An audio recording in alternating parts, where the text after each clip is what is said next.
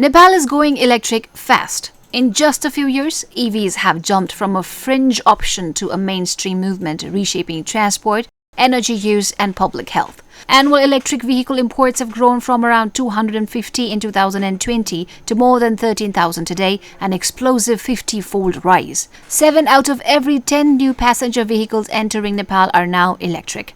The EV is no longer the exception. It's becoming the default choice. And the shift is wider.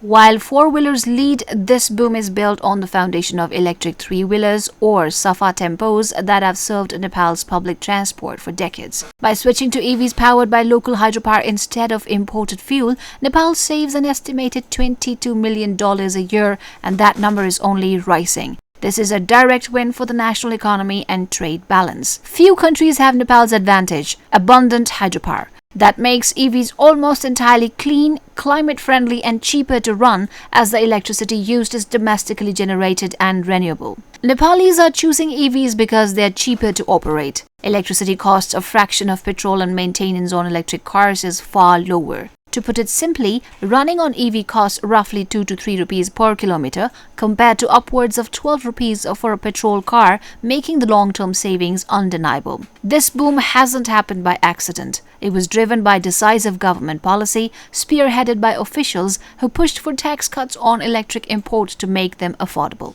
It's also been backed by influential business leaders and early importers who took the risk of betting on the technology. They saw the EV shift as a matter of national energy security and smart economics. However, the government has recently begun revising the tax regime, with higher tariffs now placed on more powerful, high-end EVs. While this may aim to encourage smaller, more efficient vehicles, this policy instability introduces risk, dampening investor confidence and posing a challenge to the consistent, long-term growth of the sector. Transport is a major contributor to Kathmandu's air pollution. Switching from petrol vehicles to EVs directly cuts the emissions that are choking the valley and affecting the lungs of every resident. Air pollution has been linked to almost 1 in 5 deaths in Nepal. For many health experts, EV adoption isn't just a climate story, it's a vital public health measure that promises a cleaner, longer life for its citizens. So what's driving Nepal's EV boom? Lower long-term costs for consumers, the promise of cleaner air for its cities,